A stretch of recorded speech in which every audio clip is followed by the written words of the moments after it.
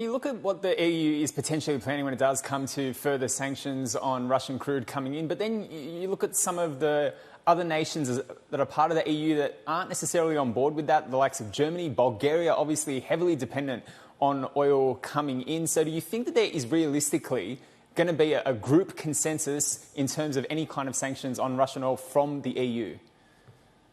It's definitely difficult for them, but I do think that over the course of the next year, the Germans certainly are just going to say we're not making that mistake ever again.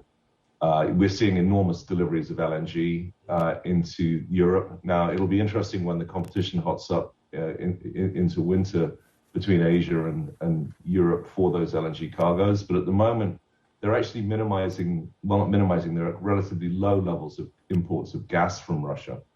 And at the same time, we're sort of bumbling through on the oil side. Now, as you mentioned in your very good preamble, we're not sure exactly how much physical oil is come off the market in terms of it taking about 2 months for systems to roll through.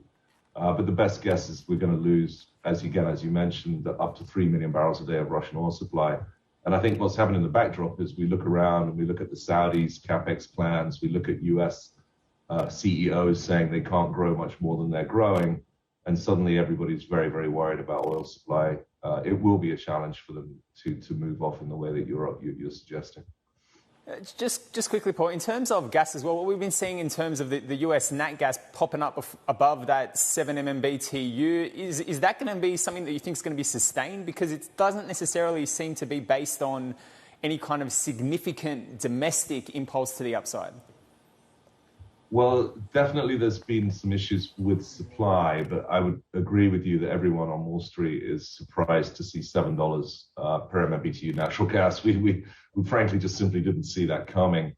Obviously, the LNG story is very strong out of the US, but again, that's fairly predictable volumes. And so the fact that we've seen this much strength in natural gas has been a big surprise.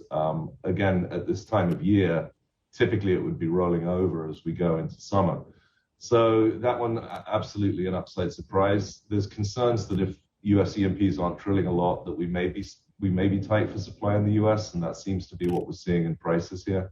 And as you know, the LNG story is extremely long-term bullish, effectively on the demand side. So much as we're surprised by the upside, I think we remain pretty bullish on US gas, nat gas.